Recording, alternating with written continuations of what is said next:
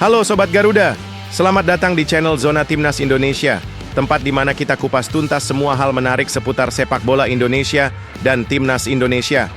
Kali ini, kita bakal bahas topik yang cukup panas dan penuh kontroversi, tapi disajikan dengan cara yang ringan, menarik, dan tentu saja nggak ngebosenin. Berkelas. Sindiran tajam dari Madam Pang buat supporter dan Federasi Sepak Bola Malaysia yang bilang kalau tiket piala AFF U23 terlalu mahal. Jadi, jangan skip satu detik pun karena ini lebih panas dari derby Thailand vs Vietnam. Yuk, langsung aja kita mulai. Heboh. Media-media Korea mulai buka suara soal perbedaan perlakuan PSSI terhadap dua pelatih asing, Patrick Kluivert dan Shin Tae-yong. Bahkan, media besar Korea seperti Sports Chosun terang-terangan menyebut PSSI mulai beda sikap. Kok bisa? Tenang, kita akan kulik semuanya secara lengkap, jelas, dan tentunya dengan gaya yang santai tapi serius. Kabar sedih, Sandy Walsh, meski sudah resmi bergabung dengan klub raksasa Jepang, Yokohama F. Marinos, ternyata Sandy masih kesulitan untuk mendapatkan menit bermain reguler. Tapi bukan Sandy namanya kalau langsung menyerah. Yuk, kita kulik bareng kisah perjuangannya, isi hatinya, dan pesan khusus buat supporter Indonesia. Stay tune sampai akhir karena kisah ini penuh semangat dan pelajaran berharga. Serta beberapa berita Timnas Indonesia hari ini. Selengkapnya hanya di Zona Timnas Indonesia.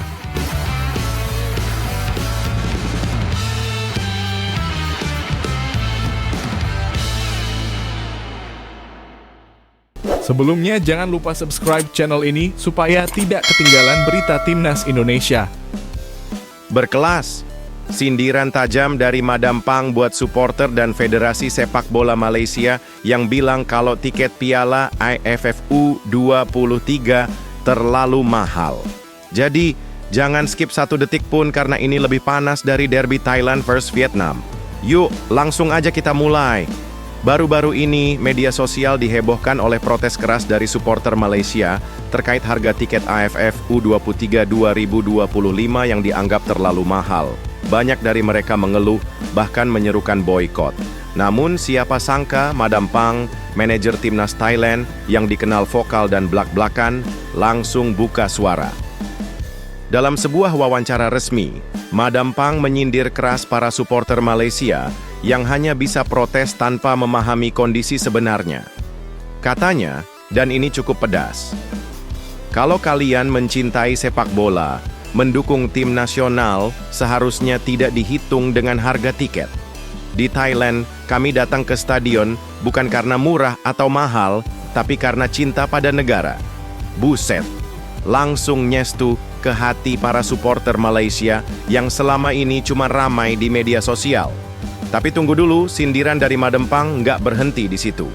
Ia juga menyoroti keputusan FAM, Federasi Sepak Bola Malaysia, yang menolak ajakan PSSI untuk menggelar FIFA Matchday pada bulan September. Madam Pang menyebut bahwa federasi yang tidak aktif mengembangkan tim nasional lebih fokus pada urusan internal dan politik akan tertinggal. Thailand selalu siap bermain. Kalau Malaysia tidak mau, kami dengan senang hati menggantikan. Boom! Sindiran langsung ke jantung FAM. Bahkan, menurut kabar dari sumber terpercaya, PSSI menyambut baik ide Thailand untuk menggantikan Malaysia di FIFA Matchday nanti. Jadi, bisa jadi nanti kita akan lihat duel panas Indonesia versus Thailand di laga resmi FIFA. Sementara itu, dari kubu Indonesia, pelatih kepala timnas U23, Gerald Van den Burg, tidak tinggal diam. Ia sedang menyiapkan latihan khusus untuk anak asuhnya dalam menghadapi Piala AFF U23 mendatang. Gerald melakukan simulasi pertandingan, latihan fisik intensif, dan uji coba strategi bertahan serta menyerang. Ia mengatakan bahwa kami tidak akan datang hanya untuk partisipasi, kami datang untuk membawa pulang trofi. Mentalitas yang luar biasa. Di sisi lain, penjualan tiket juga jadi bahan pembicaraan. Untuk supporter timnas Indonesia, Tiket pertandingan sudah ludes terjual dalam waktu singkat. Bahkan banyak yang bilang susah banget cari tiket sekarang karena antusiasme Garuda Mania begitu luar biasa. Sedangkan di Malaysia, tiket masih sepi. Banyak bangku kosong belum terisi dan protes di media sosial masih terus berlanjut. Madam Pang kembali berkomentar, "Kalau stadion kosong, jangan salahkan tim yang tidak punya semangat. Pemain butuh dukungan, bukan cemoohan." Wah, makin dalam tusukannya. Kalau kamu kira komentar Madam Pang sudah cukup, tunggu sampai kamu dengar ini. Kami tidak butuh supporter yang hanya bisa mengeluh di media sosial. Sepak bola adalah tentang kebanggaan, bukan soal diskon tiket. Federasi seperti FAM harus belajar bagaimana membangun atmosfer kompetisi, bukan hanya mencari alasan untuk menghindari laga berat. Dua kalimat ini viral di media sosial Thailand dan jadi trending topik. Banyak netizen Thailand mendukung penuh komentar beliau dan menyebut bahwa Madam Pang lebih layak jadi presiden AFF daripada hanya jadi manajer. Wah, panas banget ya atmosfer menjelang AFF U23, dari tiket mahal, sindiran tajam, sampai rivalitas regional yang makin sengit. Sekarang giliran kalian untuk ikut diskusi. Apakah kamu setuju dengan komentar pedas Madam Pang terhadap supporter dan FAM Malaysia? Serta menurut kamu, apakah PSSI lebih cocok menghadapi Thailand di FIFA Matchday ketimbang Malaysia? Tulis pendapat kalian di kolom komentar. Kita bahas bareng ya. Jangan lupa like, share, dan subscribe, karena kita akan terus update kabar terbaru seputar AFF U23, Timnas Indonesia, dan drama sepak bola Asia Tenggara.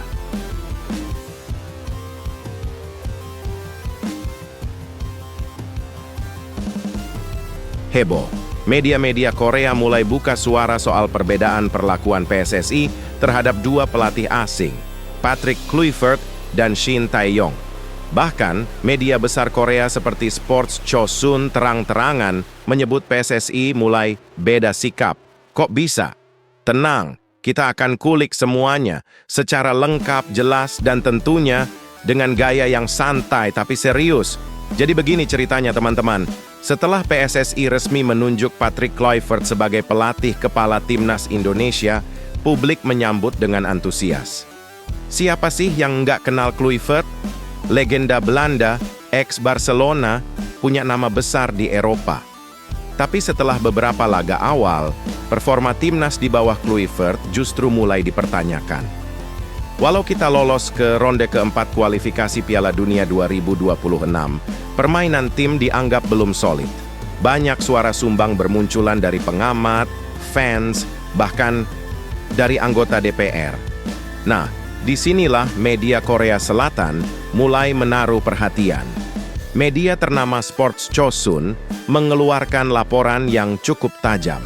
Mereka menulis, dan ini terjemahan bebasnya. Tidak seperti pelatih Shin Tae-yong, Persatuan Sepak Bola Indonesia tampaknya lebih sabar kepada Patrick Kluivert. Dalam artikel itu, mereka juga menyebut bahwa PSSI bersikap lebih lembut kepada Kluivert. Padahal hasil awal tidak terlalu mengesankan. Padahal saat Shin Tae-yong memulai debutnya, tekanan luar biasa langsung datang dari berbagai pihak dan hampir setiap langkahnya diawasi ketat. Pertanyaannya, kenapa bisa beda perlakuan? Menanggapi situasi ini, Ketua Umum PSSI, Erick Thohir, akhirnya buka suara. Ia bilang, "Kami memberi kesempatan kepada pelatih Shin Tae-yong selama 5 tahun. Pelatih Kluivert memiliki kontrak selama 2 tahun. Kita akan menunggu." Menurut Erick, sepak bola itu soal proses. Pembangunan tim tidak bisa dilihat hanya dari 1-2 pertandingan. Dan iya sih, dari sisi manajemen, ini masuk akal. Tapi yang jadi pertanyaan dari media Korea dan publik kita adalah, kenapa dulu STY ditekan habis-habisan sejak awal, sedangkan Kluivert diberi waktu dan kesabaran? Kritik juga datang dari dalam negeri. Salah satu yang cukup vokal adalah anggota DPR RI, Andre Rosiade. Ia bilang, kalau Indonesia gagal di ronde keempat kualifikasi Piala Dunia, saya pikir Kluivert harus dievaluasi, bahkan dipecat.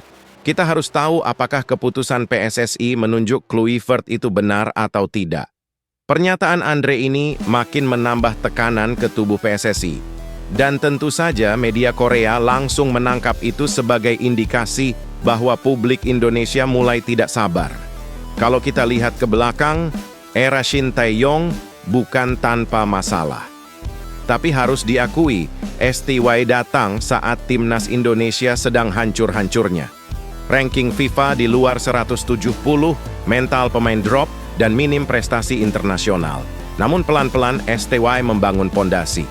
Kita masuk final Piala AFF, peringkat FIFA naik, bahkan sukses menembus putaran ketiga kualifikasi Piala Dunia untuk pertama kalinya. Nah, sekarang Kluivert tinggal melanjutkan. Tapi justru tim terlihat belum klik. Dan wajar, media Korea mempertanyakan, kenapa STY yang membangun dari nol ditekan terus, sedangkan Kluivert yang melanjutkan malah dimanja? Saat ini, PSSI berada di tengah pusaran ekspektasi dan tekanan. Di satu sisi ingin profesional, di sisi lain harus adil. Yang publik inginkan adalah konsistensi dalam bersikap. Siapapun pelatihnya harus dievaluasi berdasarkan kinerja. Kalau memang Kluivert masih dalam tahap adaptasi, beri waktu. Tapi kalau hasilnya jeblok, ya harus siap dievaluasi. Sama seperti Shin Tae-yong dulu. Jadi, teman-teman, sorotan media Korea ini bisa jadi pengingat buat kita semua. Bahwa dalam sepak bola nasional, transparansi, keadilan, dan konsistensi adalah kunci membangun kepercayaan publik. Dan sekarang, giliran kalian untuk ikut berdiskusi. Menurut kalian, apakah PSSI memang bersikap tidak adil antara Shin Tae-yong dan Patrick Kluivert? Haruskah Kluivert diberi waktu lebih lama atau mulai dievaluasi sejak sekarang? Dan siapa yang lebih layak melatih timnas? Pelatih Eropa seperti Kluivert atau pelatih Asia seperti STY? Tulis komentar kalian di bawah. Jangan lupa like kalau kalian setuju topik ini penting, dan subscribe supaya nggak ketinggalan update panas berikutnya.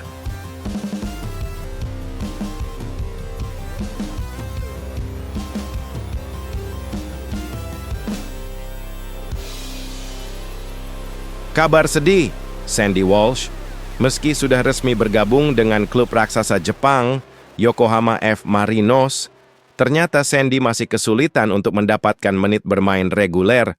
Tapi bukan Sandy namanya kalau langsung menyerah. Yuk, kita kulik bareng kisah perjuangannya, isi hatinya, dan pesan khusus buat supporter Indonesia. Stay tune sampai akhir karena kisah ini penuh semangat dan pelajaran berharga. Setelah cukup lama membela KV Mechelen di Liga Belgia, Sandy Walsh akhirnya mengambil langkah besar dalam karirnya. Di awal tahun ini, ia resmi bergabung dengan Yokohama F. Marinos, klub elit dari J-League yang dikenal sebagai salah satu kekuatan utama di Jepang. Langkah ini tentu saja bikin bangga supporter Indonesia, karena bukan hal mudah bagi pemain Asia Tenggara untuk bisa masuk ke sistem sepak bola Jepang yang terkenal kompetitif dan ketat. Tapi kenyataan di lapangan ternyata nggak semanis harapan. Sejak datang ke Marinos, Sandy baru tampil di 12 pertandingan saja. Bahkan, sebagian besar bukan sebagai starter. Dalam wawancara terbarunya, Sandy Walsh buka suara. Ia mengaku sadar kalau fans kecewa karena jarang melihat aksinya di lapangan. Tapi begini katanya, sepak bola adalah tentang pilihan. Dan ketika Anda bermain dalam sebuah tim, pemilihan starting 11 selalu yang terbaik untuk tim. Sandy menegaskan bahwa meskipun ia tidak selalu dimainkan dari menit awal, dia tetap bahagia berada di Marinos dan siap kapanpun dibutuhkan. Sebagai pemain sepak bola, saya tidak akan bilang saya tidak ingin bermain. Tapi saya juga tahu bahwa keputusan pelatih adalah demi kebaikan tim. Sikap yang dewasa banget ya. Bukannya marah atau frustrasi, Sandy justru memilih untuk berlatih lebih keras dan menunggu momennya datang. Dalam sepak bola profesional, kompetisi untuk mendapatkan tempat di starting 11 itu sangat ketat. Bahkan di klub seperti Marinos, pemain asing pun belum tentu langsung jadi pilihan utama. Sandy bilang, "Saya tetaplah seperti pemain lain yang berkarir di luar negeri. Kami tidak bisa mengontrol menit bermain. tapi kami bisa mengontrol usaha dan sikap kami di lapangan. Ia juga menambahkan, yang penting, saat kesempatan itu datang, saya akan berikan 100%. Saya tidak mau sia-siakan momen itu. Mentalitas seperti inilah yang bikin Sandy tetap dihormati.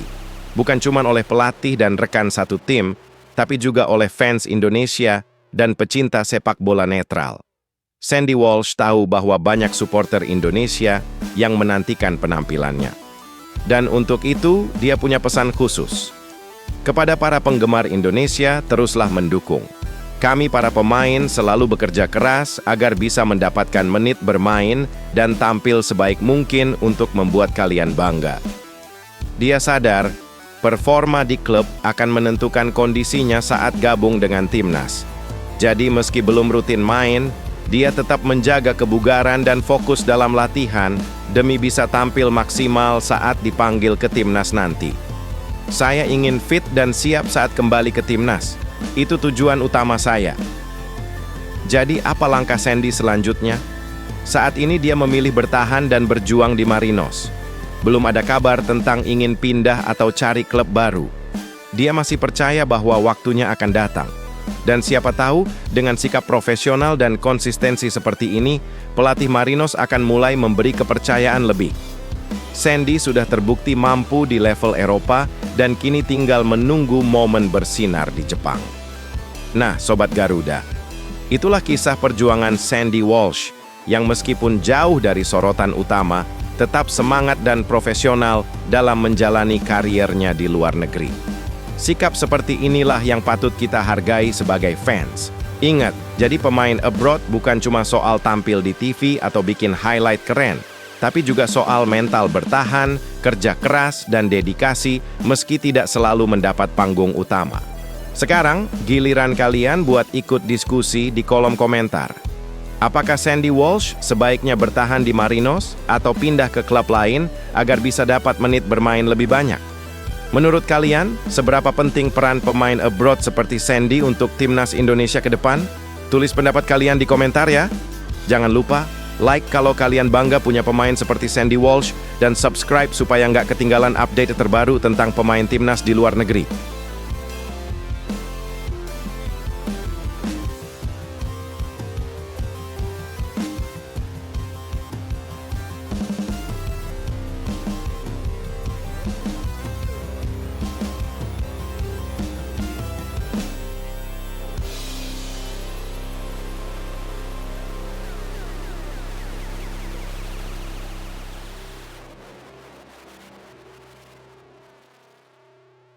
Pedas, tapi elegan. Sebuah balas dendam diam-diam dari pemain belakang andalan timnas Indonesia, Justin Hubner. Tanpa kata-kata panjang, tanpa amarah, cukup satu postingan tipis di Instagram Story, tapi pesannya terasa mengiris tajam buat media Vietnam. Kenapa sih media Vietnam begitu gemar menyindir timnas Indonesia? Apa motif di balik nyinyiran mereka? Dan apakah Justin Hubner mewakili perasaan banyak pemain Garuda yang selama ini memilih diam? Yuk kita bahas semua dengan tuntas di video ini. Jangan lupa simak sampai akhir ya. Beberapa hari terakhir, media Vietnam, terutama Soha, kembali meluncurkan komentar sinis terhadap kiprah timnas Indonesia. Kali ini, mereka menyebut bahwa skuad Garuda akan kesulitan bersaing di ronde keempat kualifikasi Piala Dunia 2026. Dengan posisi Indonesia di pot ketiga, Soha memprediksi kita akan dapat grup yang berat dan kemungkinan akan kalah saing. Bahkan, mereka menambahkan bahwa lokasi pertandingan yang digelar di Arab Saudi dan Qatar akan merugikan Indonesia secara mental dan fisik. Dan lucunya, ini bukan pertama kalinya. Beberapa bulan sebelumnya, media yang sama juga nyinyir soal kemenangan timnas putri Indonesia atas Kirgistan. Mereka heran, kok Indonesia yang diperkuat banyak pemain naturalisasi masih susah payah menang dari negara peringkat 136 dunia. Menariknya, sindiran-sindiran ini tidak ditanggapi secara frontal oleh PSSI ataupun pelatih Patrick Kluivert, tapi justru datang respons diam-diam namun elegan dari sang bek tengah muda, Justin Hubner. Melalui Instagram Story-nya, Pemain berdarah Belanda ini membagikan ulang rekap kemenangan timnas atas Vietnam di tahun 2024 lalu. Skor 1-0 dan 3-0, 2 kemenangan bersih, 2 pertandingan yang membuat Indonesia benar-benar dominan. Dalam captionnya, Justin cuma menulis satu kata pendek, yes, cuman tapi nuansanya itu loh, tajam banget. Sebuah sindiran halus yang seolah berkata, kami udah buktiin di lapangan, sisanya silakan kalian beropini. Ini yang bikin banyak netizen Indonesia bangga. Ketika media Vietnam mencoba memprovokasi dan merendahkan lewat tulisan, Justin justru memilih cara yang lebih berkelas. Menjawab dengan rekam jejak kemenangan di masa lalu. Ini bukan sekadar upload biasa, tapi sinyal bahwa skuad Garuda tidak takut, tidak gentar, dan tidak akan terganggu dengan omongan kosong. Bagi Justin, hasil di lapangan adalah bukti paling sahih, dan ini juga menunjukkan bahwa generasi baru timnas Indonesia kini tidak lagi reaktif, tapi tenang, percaya diri, dan tahu kualitas mereka sendiri. Pertanyaan yang mulai muncul adalah, kenapa media Vietnam begitu getol menyerang Indonesia? Ada beberapa kemungkinan psikologis kompetitor Vietnam dulunya adalah kekuatan dominan di Asia Tenggara, tapi kini posisi itu mulai digeser Indonesia, terutama sejak era Shin Tae-yong dan regenerasi besar-besaran PSSI. Cemburu prestasi. Vietnam bahkan tak lolos ke ronde keempat kualifikasi Piala Dunia, sementara Indonesia menembusnya untuk pertama kali dalam sejarah. Ketakutan terselubung. Ada rasa khawatir di balik kritik. Ketika Indonesia mulai tampil konsisten dan punya pemain top dari Eropa, Vietnam mungkin merasa masa keemasannya terancam. Jadi, cara paling mudah untuk menutupi rasa itu adalah dengan mencibir. Justin Hubner bukan satu-satunya pemain timnas yang memilih untuk tidak banyak bicara, tapi berbicara lewat performa. Kita lihat Marcelino Ferdinand, Rafael Struijk, Jay Itzes, hingga Sandy Walsh, semua diam, tapi di lapangan mereka beringas. Inilah yang kini jadi kekuatan timnas. Tidak perlu banyak drama, cukup tunjukkan kualitas di pertandingan. Dan Justin tahu betul bahwa balas dendam terbaik adalah dengan membungkam lawan melalui kemenangan.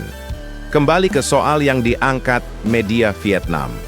Apakah Indonesia siap untuk ronde keempat? Tentu jawabannya tidak mudah. Lawan-lawan yang akan dihadapi adalah tim-tim papan atas Asia. Tapi ini juga momen untuk membuktikan bahwa kita layak dihormati. Dengan kombinasi pemain naturalisasi dan lokal muda penuh semangat, timnas punya peluang untuk kembali mengejutkan. Dan kalau menang di ronde keempat nanti, bisa jadi sindiran Justin barusan akan terasa lebih menusuk lagi untuk Vietnam. Jadi, Sobat Garuda, sindiran tipis dari Justin Hubner ini bukan cuma tentang Vietnam, tapi juga tentang mentalitas baru timnas Indonesia. Kita tidak lagi tim yang hanya ingin ikut-ikutan, tapi kita adalah tim yang sekarang mulai ditakuti, diperhitungkan, bahkan dicibir karena dianggap ancaman. Pertanyaannya sekarang, menurut kalian, apakah sindiran Justin Hubner ini sudah cukup untuk membalas nyinyiran media Vietnam? Apakah kalian optimis Indonesia bisa melangkah lebih jauh di ronde keempat kualifikasi Piala Dunia 2026? Dan menurut kamu, bagaimana sebaiknya timnas merespons provokasi semacam ini di masa depan? Tulis jawaban kalian di kolom komentar ya. Kita bahas bareng dan buktikan bahwa kita adalah fans yang cerdas dan elegan. Jangan lupa like, subscribe, dan aktifkan lonceng agar kamu gak ketinggalan video seru dan tajam seputar timnas Indonesia. Salam sepak bola nasional dan terus dukung Garuda kita terbang tinggi.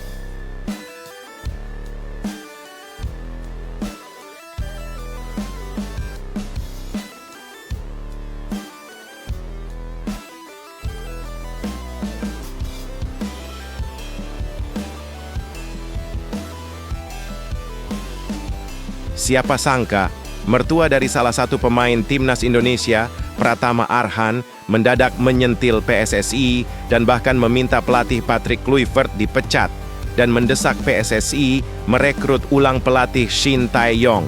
Wah, ada apa sebenarnya? Akankah Kluivert dipecat dan segera diganti Shin Tae-yong?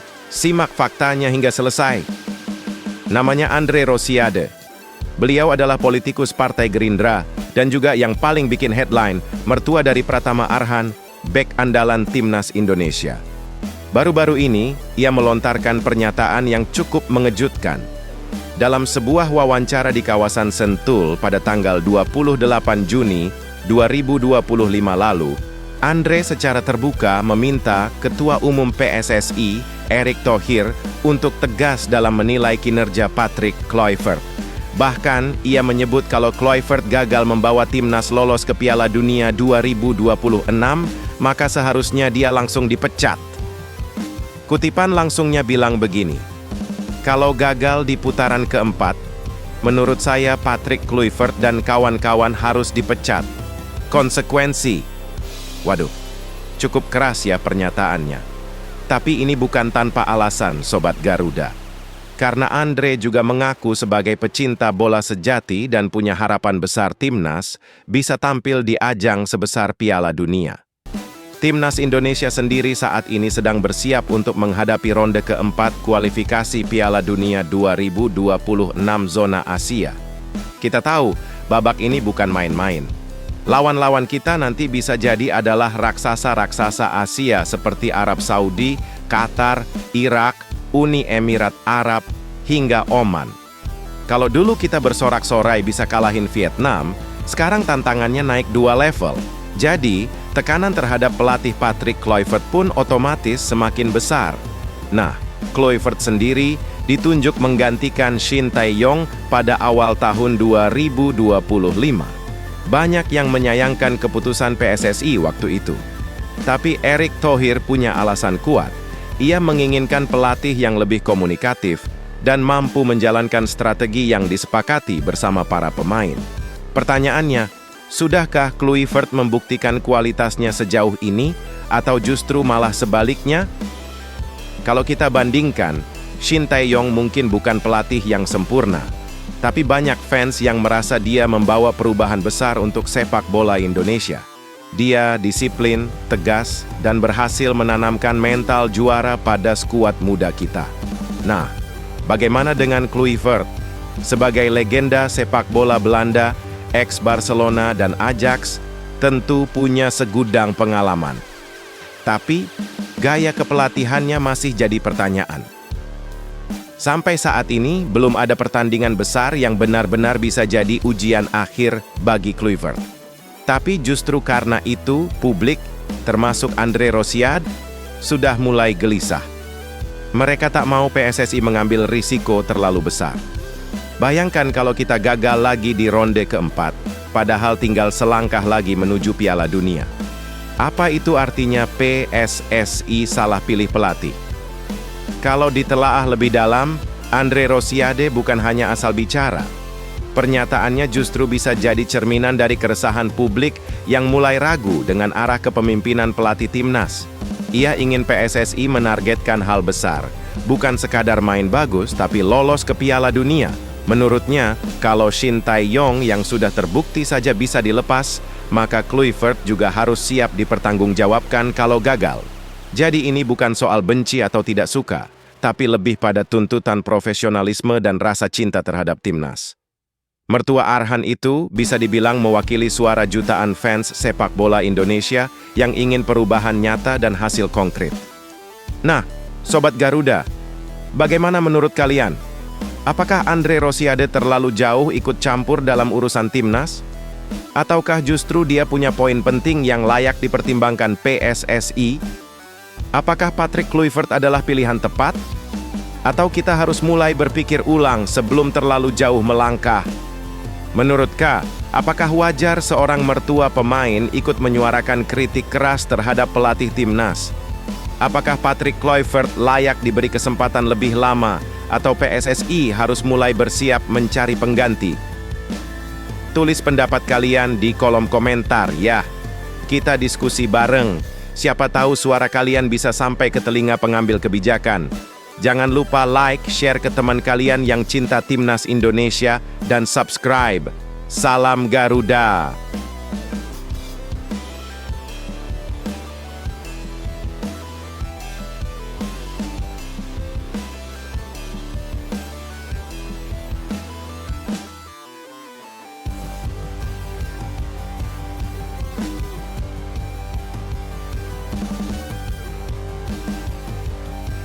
Wow, ada kabar blak-blakan dari Tom Hea soal hubungannya dengan pelatih Shin Tae-yong yang ternyata nggak seburuk yang diberitakan dulu.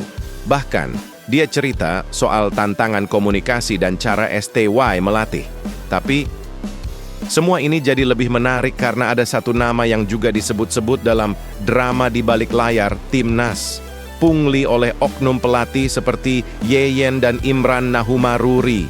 Waduh, makin panas nih. Simak semua berita ya hingga selesai. Sebelum kita bongkar semuanya, mari kita kenalan dulu dengan Tom Jan Marinus Hai. Pemain diaspora berusia 29 tahun ini biasa dijuluki The Professor karena gaya mainnya yang tenang, cerdas, dan penuh visi. Dia baru bergabung dengan Timnas Indonesia beberapa waktu lalu, tapi langsung jadi salah satu andalan di lini tengah. Yang menarik, meski tergolong pemain baru, Hai ternyata sudah punya hubungan yang dekat dengan Coach Shin Tae-yong, pelatih asal Korea Selatan yang sempat bikin gebrakan di skuad Garuda. Dalam sebuah wawancara, Tom Hea akhirnya buka suara. Ia bilang bahwa hubungannya dengan Shin Tae-yong sangat baik, harmonis, dan penuh kepercayaan. Bahkan meski terkendala bahasa, mereka bisa tetap saling memahami. Nah loh, ini langsung bikin kita mikir, bukankah dulu alasan pemecatan Shin Tae-yong karena disebut kurang komunikatif? Kita masih ingat jelas, awal tahun 2025, kabar mengejutkan datang dari PSSI. Shin Tae-yong dipecat. Salah satu alasan yang disampaikan oleh Ketua Umum PSSI, Erick Thohir, adalah karena masalah komunikasi. Tapi kalau dengar pengakuan langsung dari Tom Hea, rasanya itu agak janggal ya. Hai bilang, meskipun terkadang komunikasi cukup sulit karena beda bahasa, Shin Tae-yong tetap bisa membangun suasana tim yang solid. Bahkan para pemain saling bantu dalam berkomunikasi dan ada tim penerjemah yang membantu setiap saat. Kata Tom Hea, saya pikir hubungan kami sangat baik. Saya belum lama di sini, tetapi hubungan semakin erat. Saya bisa bicara dengan semua orang di tim dan Coach Shin sangat dekat dengan kami. Jadi, apakah ini membuktikan bahwa alasan pemecatan Shin Tae-yong sebenarnya bukan karena komunikasi? Nah, Sobat Garuda, baru-baru ini muncul kabar cukup menggemparkan. Adanya dugaan praktik pungli alias pungutan liar yang dilakukan oleh oknum pelatih Timnas, yaitu Yeyen Tumena dan Imran Nahumaruri. Kabar ini langsung bikin publik geram. Kenapa? Karena ternyata pemecatan Shin Tae-yong juga bisa jadi ada hubungannya dengan urusan internal yang nggak beres.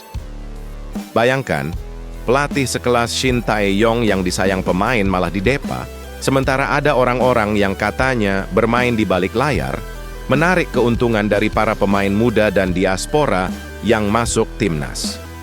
Kalau isu ini terbukti benar, berarti ada yang jauh lebih serius dari sekadar komunikasi. Lanjut ke pengakuan Tom Hea soal cara melatih Coach Shin Tae-yong. Menurutnya, latihan di bawah asuhan Shin Tae-yong cukup sulit dan berat, tapi justru itulah yang bikin tim berkembang. Kadang memang cukup sulit, tapi kami semua saling mendukung, kata Hea. Ia juga bilang bahwa chemistry antara pelatih dan pemain sangat terasa di lapangan, dan mungkin itu salah satu alasan kenapa performa timnas sempat melonjak. Jadi, Sobat Garuda, pertanyaannya sekarang, apakah benar PSSI memecat Shin Tae-yong karena alasan profesional? Atau justru karena tekanan dari dalam yang kini mulai terbuka ke publik? Dari sini kita bisa lihat dua sisi. Pertama, Coach Shin Tae-yong mungkin memang punya tantangan dalam hal bahasa dan komunikasi. Tapi nyatanya, itu tidak menghalangi hubungan yang erat dengan pemain. Kedua, adanya dugaan pungli dan konflik internal PSSI membuat publik bertanya, siapa yang sebenarnya tidak profesional? Tom Hea sebagai pemain diaspora yang cerdas dan jujur sudah menyampaikan kesannya positif terhadap Shin Tae-yong. Sekarang giliran kita sebagai publik yang harus membuka mata. Mungkin bukan pelatihnya yang harus disalahkan, tapi sistem dan orang-orang di balik layar yang harus dibenahi. Nah, Sobat Bola, menurut kalian gimana? Apakah Coach Shin Tae-yong layak dipecat dengan alasan komunikasi? Atau justru itu hanya dalih untuk menutupi masalah yang lebih besar seperti pungli dan konflik internal? Sekarang, apakah kalian setuju dengan pendapat Tom Hay bahwa hubungan pemain dan Coach Shin sangat baik? Jika benar ada praktik pungli di tubuh timnas, menurut kalian siapa yang harus bertanggung jawab? Dan apakah Patrick Kluivert bisa membangun chemistry sekuat Shin Tae-yong bersama para pemain timnas? Tulis jawaban kalian di kolom komentar. Ayo kita ramaikan diskusi sehat dan kritis demi sepak bola Indonesia yang lebih bersih dan maju. Jangan lupa like, share video ini, subscribe, dan nyalain loncengnya. Salam Garuda di dadaku.